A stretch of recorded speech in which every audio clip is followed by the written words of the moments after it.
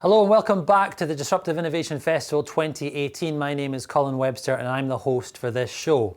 Now, ecosystem design and collaborative design are two of the biggest trends that are changing the way that people are designing goods, services and systems. What better a way to explore what these terms actually mean than with the executive director of one of the world's leading design agencies, IDEO, who's right here in the studio with us today. Chris Grantham from IDEO is here right now. Chris, is it fair to say we are entering a new era of design, or is that a little bit hyperbolic? No, I think, Colin, I know you're prone to being a bit hyperbolic, but I actually think that's a very reasonable thing to say. I think that design is really rapidly changing, obviously, with many new tools and technologies that we have with all these fourth industrial revolution trends, such as data science becoming a design discipline that we work with, for example. But I do think that the questions that design is trying to answer, in other words, the way in which we're trying to shape the world to our needs is becoming, ever more urgent that we address design to some of the more systemic challenges that we face. And I think because of that, we are seeing. Because of that, and I think these new technologies, we are seeing design change, quite a lot. So I think we're moving from an era where, we were designing products and services for the economy, particularly products that were sitting on top of well-established kind of models that didn't change that often in terms of sort of fundamental business models and the linear model. And I think now we're sort of seeing that. Really, that circularity is becoming a key design skill. I think that ecosystem design is becoming an essential innovation skill because we're seeing that we are really needing to go back to some sort of first principles around actually not just redesigning the product itself, but actually the systems and the models that support the circular use of materials in the economy, for example. So the design has gone from this kind of fire and forget thing that they design and sort of put out into the world to really having to be much more aware and capable of designing within a systemic context, and also, of course, interested in things like whether we can get those materials back and how we can repurpose those materials and all those good principles of circularity. So there's a lot more, I think, for the designer to consider. They have many more tools to work with now. This is all adding complexity to the designer's life, of course, but I think that design is trying to, I think, address more fundamental questions in society, and I think that's obviously is having a profound effect. Okay, so a lot of concepts in your answer there, but the good news for the people at home is we're going to cover many of those, and we're going to give one particular example of an industry that you're helping to change the face of, perhaps through design. Yes, that's right. We're working. Let's not let the cat out of the bag. Okay. I was just teasing the audience with what's to come. Let's take a step back first and then talk about IDEO.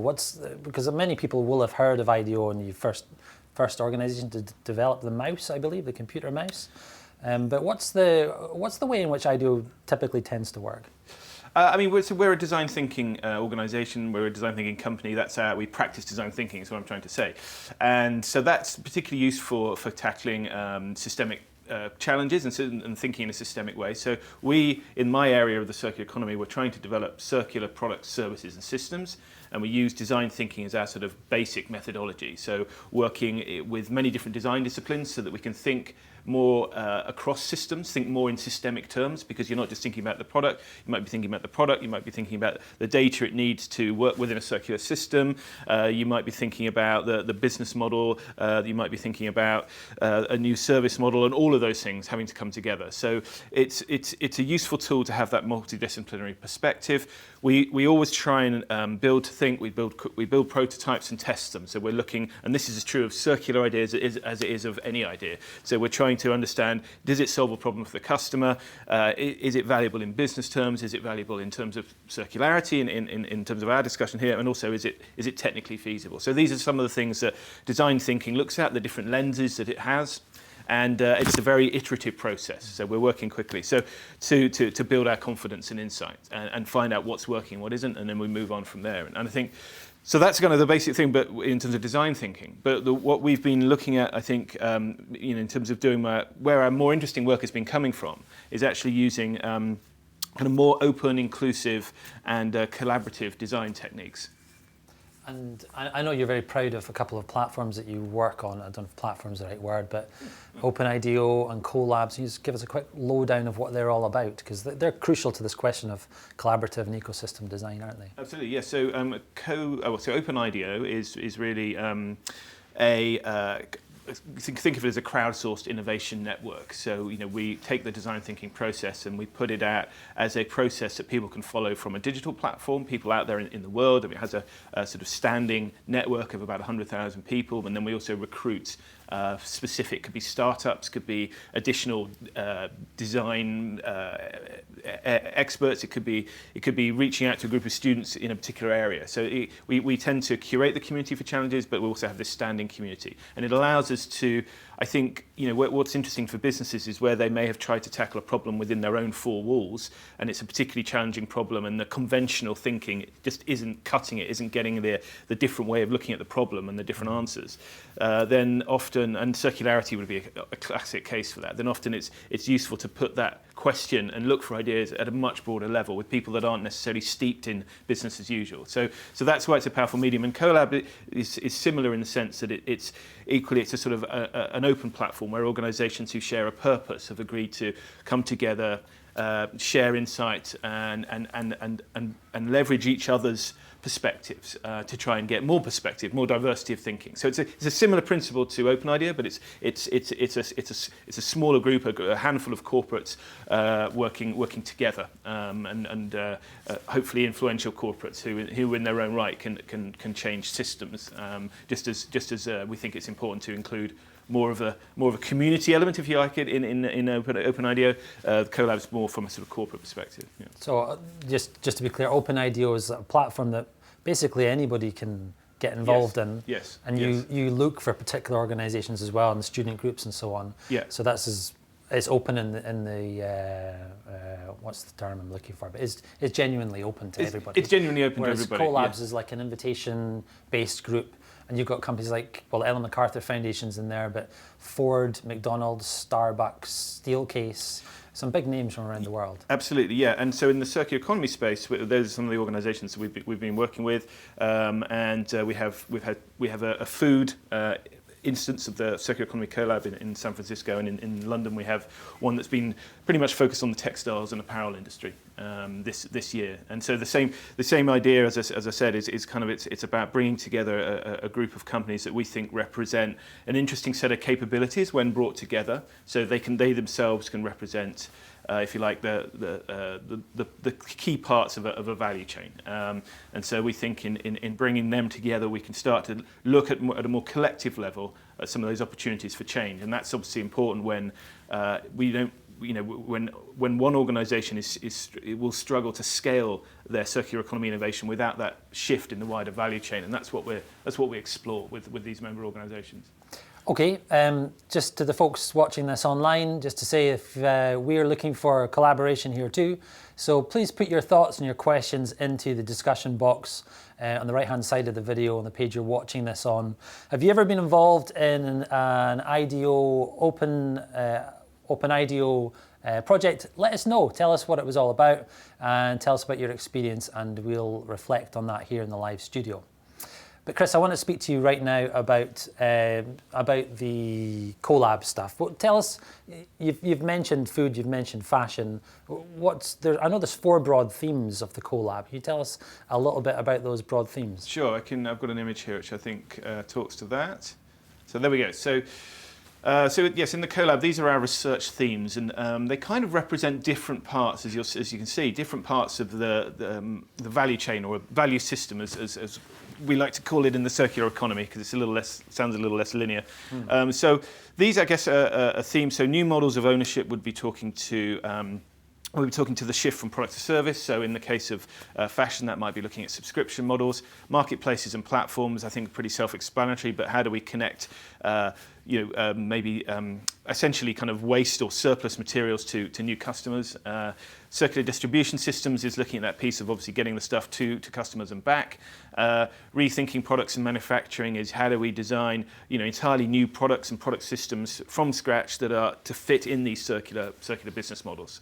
And then reimagining materials is pretty closely linked to the redesigning of products, but that's actually looking at just the material piece. So So we try to pick off kind of all the parts of manufacturing a product, a consumer, if you like, or a consumer space product, getting that product to them and getting the product materials back, and looking at all parts of that system.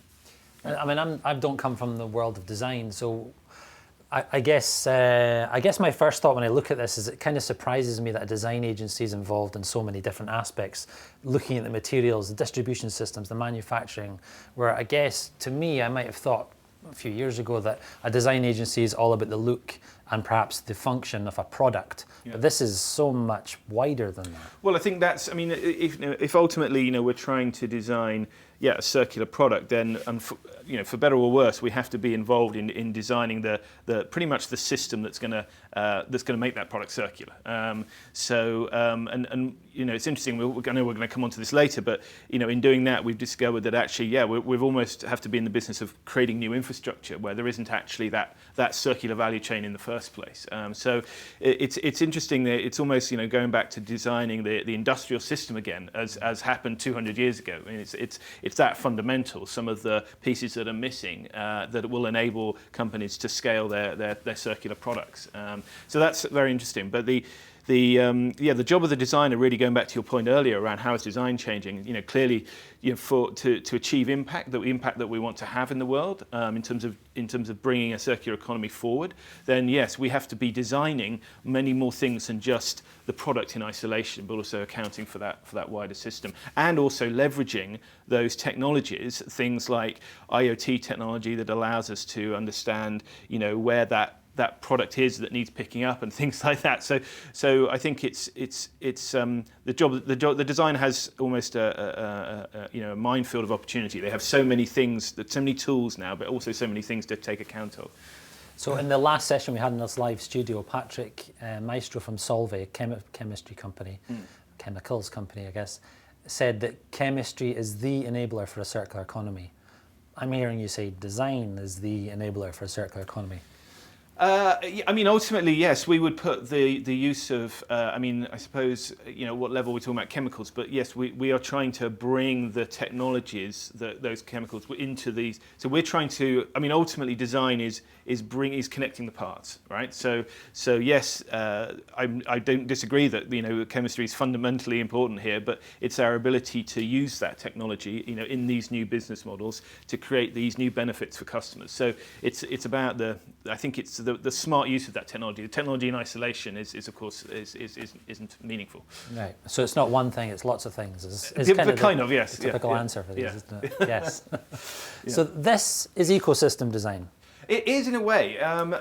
This is just a part of it. This is where we've started. So this is trying to create an ecosystem for exploration. As I said, we've brought together certain types of company within the textile industry. So we've brought the big brands together, people like H&M, people like Yoox Net-a-Porter Group, but also other parts of the system. So, Dow Chemicals, who are obviously materials. We're looking at, we have logistics companies in the mix as well, and then we have technology companies. So we're really trying to bring together a set of capabilities that can help us think about how we would move products and materials around circular value systems. So that's one part of the ecosystem, is the type of members and their capabilities. The other part is the way that we break down this overall problem of how do you design a circular economy into constituent parts. So you almost have an ecosystem of design challenge areas that we are working with those different members. So that's definitely one part of it. But there are other, I think, as I said, interesting areas where we're actually having to use the ecosystem design technique to actually not just build an environment in which we can come up with great ideas, but actually then implement those ideas. And that's where it's getting even more interesting. Mm-hmm. And we're going to talk about one of those industries in just a minute. We've had a question that's come in from the website from Rick. Do designers have the agency to make such holistic decisions when designing products, services and systems? What is the role of managers and business leadership? I think that's a really good question. I mean, the CoLab as a design vehicle, we convene and we have 1 week design sprints with all these parties working together. And so, yes, if their mandate is to come back to their organisation with new prototypes, new briefs for product development, then they are in themselves, holistic constructs, because we've built into them a new business model, a new way of thinking about the materials, a new way of thinking about, the distribution parts of it. So they are just, I think, as long as you can, I think the challenge is finding a vehicle in which you can think that holistically, but we give back, if you like, holistic output back to their organisations. I think the challenge is then, how do the leaders within those businesses kind of manage and implement the development of that? And that is a challenge, because I think that, you do need different metrics. You do need the ability to, as we'll come on to, I think in a little more detail, you do need the ability to build you need to be building these new systems without being paranoid about, whether you're controlling all the IP. So the traditional way that managers and leaders have been developed on their MBA courses is to obsess very much with, the value capture piece. Whereas actually, we think when we're building these new systems, it's about how valuable a system can we build when we're starting from scratch. And I know we're going to come on to this in a little bit more, but actually understanding, that their business may have an opportunity to shift the role it may be playing in the industry, to maybe provide new platforms and not just be,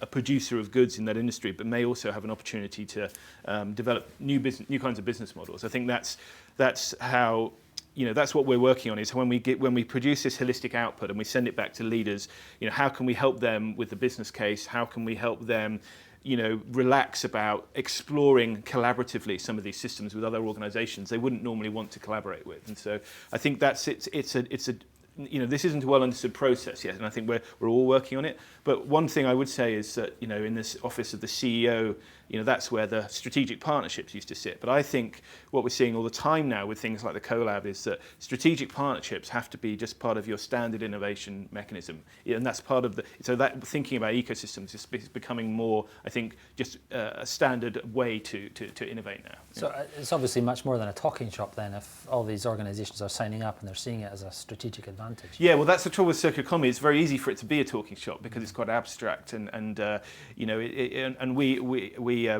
we think that it's important that we acknowledge that actually, we sit in between some tensions when we're designing for the circular economy. Sometimes, we have to understand the wider system. So as I was saying, one of the jobs that's really changing for the designer is having to have that ability to zoom in and out, so understanding the wider system, but then also being able to break down the specific challenges, the broad challenges, just very specific challenges you can get your teeth into, and actually not spend so long just defining that problem either, but actually then get into building to test your assumptions. So, build a specific new customer offer, prototype that as a way of demonstrating some key principles of circularity, and then testing the value of that model. So, I think that's a really key thing, is that ability to not just stay in the abstract, but get specific and build. And so you've got to live with learn to sort of navigate those tensions a bit. Yeah.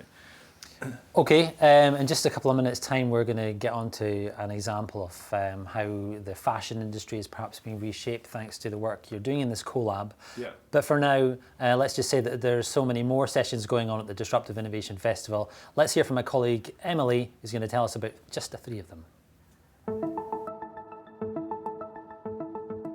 Hi, my name's Emily, and here's some sessions which you should definitely tune into. If you're enjoying this session on circular design, then make sure you tune in later on today to our live studio session, Plastics, Problems and Possibilities.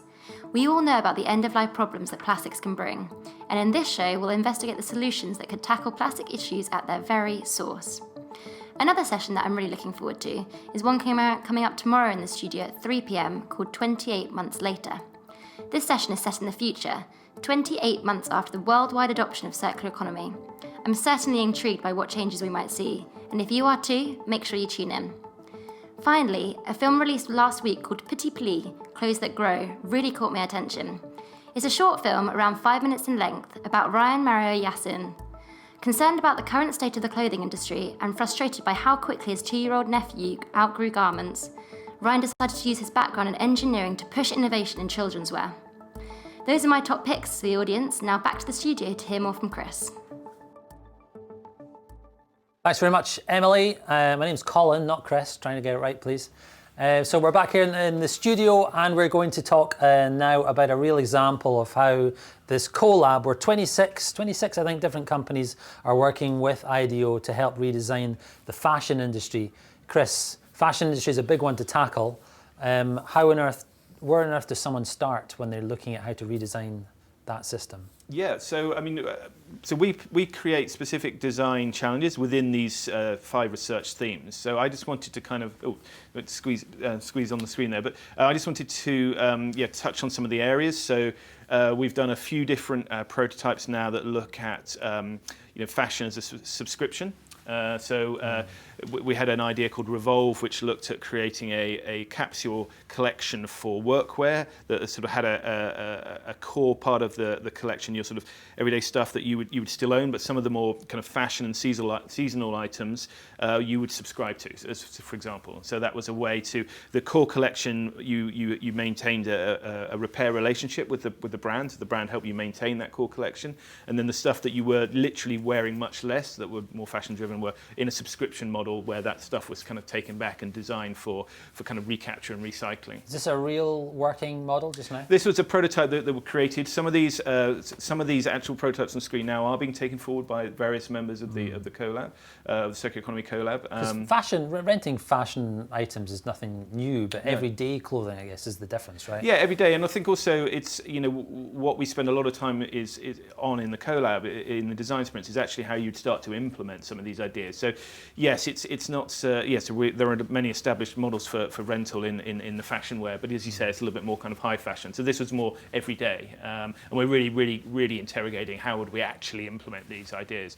and starting to bring some teams, as you know, we mentioned earlier, the research teams. Some teams are working on the materials piece, some teams are working on a reusable packaging piece, and so what's exciting is when they start to almost cross-fertilize between the teams, if you like, and start to kind of show how these areas could come together to build more of a whole sort of circular system for fashion, and that's really exciting. Yeah. So we have ideas here around a reusable packaging system and logistics system, which I'll come back to. Kit Collective was looking at distributed manufacturing. So how do we kind of leverage the gig economy and skill up the gig economy for new manufacturing jobs at a much smaller scale? Had a blockchain element there. Savvy was a resale platform. So how do we allow brands to get a bit more of the sort of, if you like, the eBay action? So how if you build certain services into a kind of a digital wardrobe, can you help the customer find more value for the things that are locked away in their wardrobe? So find buyers see their own wardrobe as a marketplace, really. And so that's another prototype. So there was a range of prototypes that kind of look at new products and services that the brands can be offering.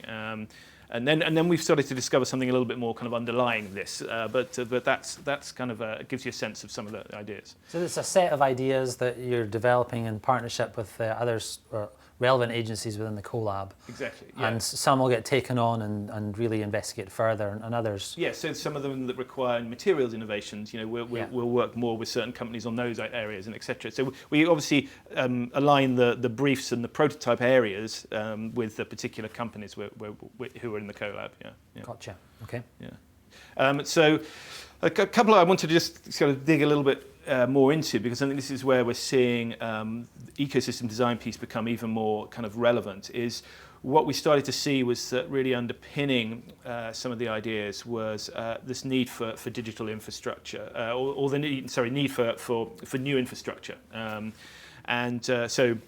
We had this idea of the reusable packaging system. I mentioned the kind of the workwear as a service, and then Savvy, the resale platform. So they're both underpinned by some missing infrastructure, if you like, or what we're calling the circular operating system.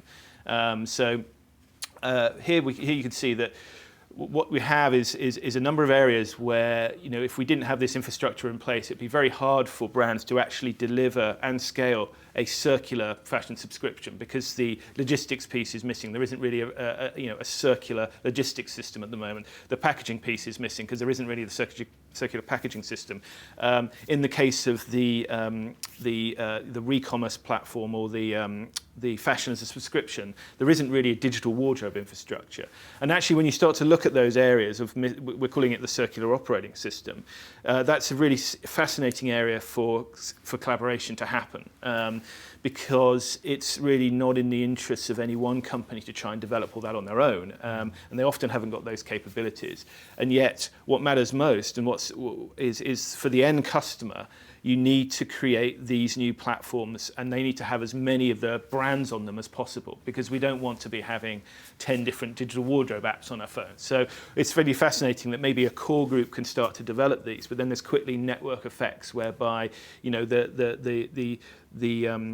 because at the end of the day, we're interested in scaling this stuff. So, you know, the more interoperable we can make it, you know, the more, you know, suitable for the different brands to come easily on board, maybe even open source these platforms, is a very exciting opportunity.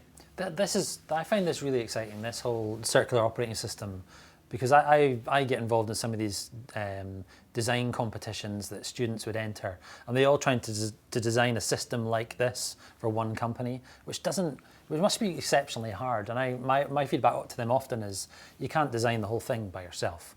And I guess that's where you're coming from here, that you have to get all these different organizations involved in this, or the system just won't work. Yeah, I mean, if you think about it, how do we get our garments, all of our garments digitized, and to have a digital twin, for example, so that we can have this digital wardrobe? Well, that's going to involve, you know, some different parts of the system. It may have to happen in different places. You know, sometimes it may be the customer with some kind of ability to, you know, the end user ability to scan things they've already got in their wardrobe at home. Equally, it may be the manufacturer, the producer, who can provide a garment with a digital twin to you, so that when you buy it, you immediately have it as a digital clone of it. I have to. What is the digital wardrobe? You've said it a few times there. Well, so if you think about it, you've got so let's say you're subscribing to your fashion subscription. You're probably going to be managing that on an app, right? So you'll be able to see, you know, what you've got, you know, in your wardrobe, you know, what you could immediately accessorize with it. This is a real wardrobe. This is yes, but you'll be able to see it on your app. So so you see it as a digital version, if you like. That's all I mean by it. And, you know, once you then have that digital version, it can then dynamically it can be a marketplace. You could have. You could find things you've got in your real wardrobe, take a picture of a repair that needs doing to it, and get an instant quote on that repair, and send it off through this same system for repair. So it's a way of kind of allowing us to manage our fashion inventory, if you like, and then see and have that as a marketplace. Brands can build services into that. So the idea then of re-commerce, rent, or subscription suddenly becomes a lot more supercharged, and the data you get from it makes it much more worthwhile brands piling onto this platform. So we're trying to create this infrastructure and build network effects that allow it to scale quite quickly. So that would be one example, the digital wardrobe, and how, if without that piece, that fundamental piece of infrastructure, it's very hard for any individual company to create a fashion subscription that's going to be really successful and popular. So that's one thing. And then around the logistics piece, the reusable packaging piece, that's another great example of how, you know, unless you have ultimately, so the thing we created was a reusable box that gets delivered, that the brands put the garments into, for example. So there's no secondary or primary packaging other than this reusable box. And it would get delivered onto a ratchet that sits outside your home. It might be on your street or in your business. So a little bit like the sort of the Amazon boxes that they have in San Francisco, for example. And this system would allow the distribution system to, the logistics companies to essentially, they could be bidding to collect all your returns, because obviously that's one of the things we're trying to manage now, is a higher amount of returns with things like subscription models. You're returning many more goods. So, but there's a lot of unused capacity in the system. So how could this system be smart and allow these ratchets to be used for both drop-off and collection, so that things aren't having to go back to central warehouses all the time, but can just go straight on to another user, for example, who's also ordered, has bought something that user's selling, doesn't need to go back to to a central distribution. So it could be a point-to-point system. So there are all sorts of ways in which once you start to build in, more of the logistics companies, you start to create, and more of the brands, even not just fashion brands, but other consumer categories, you're starting to build this really quite valuable infrastructure that's going to allow the economy to be a lot more circular. So we're looking at how do we create some of these infrastructures. I mean, it sounds like you need a lot of brain power in the room to work through all of these different possibilities, possible problems that could occur. How do you manage that entire process of design through collaboration? Because we all know about the phrase about design through committee and it doesn't work. So how do you make sure that this will work? Yeah, good point. I mean, I think what we should probably do is go and see, I know you've made a little video, which is going to be a useful kind of... Will we put that on first? I think we should put that on, because there's a lot in this, I think. Yeah. So here's a video clip. It comes from our feature-length documentary, System Reset. It features Kate Rayworth, who wrote the book Donut Economics. And, well, I'll let her tell you what she tells you here. If we're going to make this kind of transformation, it's not just at the level of material flows. I really deeply believe it's in terms of the mindset of the economy we bring. I think the 20th century was dominated by a mindset which was driven by proprietary ownership, not just of materials, but ideas, intellectual property. And we need to move to free and open source design so that we have shared standards, knowledge, governance in the commons, so that indeed we can have a network that connects. When I talk to 21st century urban designers, product designers, enlightened corporate leaders, social startups, they're asking a completely different question. How many benefits can we layer into the way that we design this? What could this enterprise do for the community, for culture, for the living world? What can it give back? Because we recognize we're part of a system of mutuality. And that's an utterly different place where the business design comes from. I think we're moving from extractive to generative in the way we design what business can be and do in the world. It's painful, especially if you're in one business that's trying to make that change, but this is the drama of our times, and of course it is also the adventure of our times. Okay, so that was Kate Rayworth talking in our feature-length documentary System Reset. Do make sure you watch that one, it's a cracker. Chris, Kate there was talking about a change in mindset is required, and she's seeing this change in mindset. Are you seeing a change in mindset towards more collaboration in the work that you're doing? Absolutely, and I think some of those principles of systems thinking actually that Kate's talking about are incredibly valuable here. So, yes, I couldn't agree more. The reason that we're trying to build these circular systems in the first place is so that business and society can work, and nature can work so much more cohesively together. With so much with many richer connections than we have now flowing between them. But I think that. I think the principles of systems thinking and systems design that she's talking about are really, really important in the way we can design the collaborations, the way we can create these new collaborative ventures. And to be fair, these rules aren't that well understood. So I think the thing IDEO can offer is a safe space, or the CoLab, I should say, the Circular Economy CoLab at IDEO is what we can offer is a safe space to explore the rules for these collaborations, where we can have organizations come together, they join with it's a shared IP construct, so everyone in the room owns the IP of what is produced, so there is, it's a very open system in that sense, and we can explore, the people, bringing different capabilities, playing different roles, seeing what we can build together that is more valuable than what we can build on our own. And I think so some of the rules, if you like, and kind of the things we're seeing in terms of advantages for companies who are prepared to explore building these shared infrastructure together is that what we're seeing is that they recognise that there is potentially they can add more value to the system when they think in terms of bringing in, for example, their competitors and companies that they may not necessarily usually dare to partner with. And actually, can we build, for example, this circular postal system for the 21st century by bringing in, can we create a more valuable experience for the end customer if there's more logistics companies on it, if there's more brands on it, right? So that would be a great example of that. Can we share insights to get there quicker? Can we get to scale quicker by collaborating and by sharing insights and capabilities, where we maybe also, to that last point there, don't necessarily have the appetite or the ability to try and do it all on our own. So how do we kind of share the risks of exploring these new opportunities. So we know those are some of the things that can trigger a kind of a positive attitude to exploring collaboration. But I think going back to what Kate was saying there about these systems thinking principles, I think shared value creation is at the heart of it. We need to understand the kind of complementarity that's going on and build something that's more valuable in terms of the kind of the value add. It's the point around growing the pie to get a bigger slice of it, rather than just obsessing with how many slices you've got. It's actually trying to get a bigger pie in the first place, get a more valuable system in the first place. So that's the value add thing, and understand some of the first mover advantages that I think that would allow an initial group to build a system that they then give to the industry. I have to tell you, not everyone watching this is agreeing that this is what's going on here. We've had a couple of audience questions come in. Hugo says, what you're saying appears to be going against the grain of free market capitalism. This will never work. Hugo says this.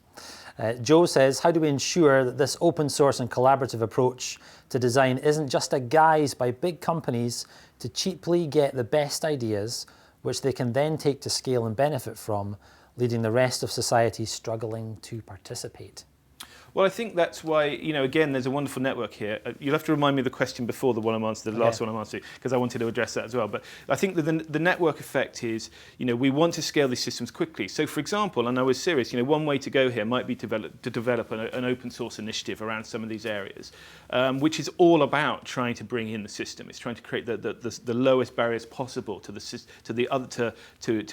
a broad constituency of potential participating companies, right down to small businesses. So I think that's really important. And so I don't think this is just about. I think if it was just about the big companies trying to own this infrastructure, that's a huge strategic mistake, because I don't think that's where it's heading at all. Actually, I think this is about someone who can crack building.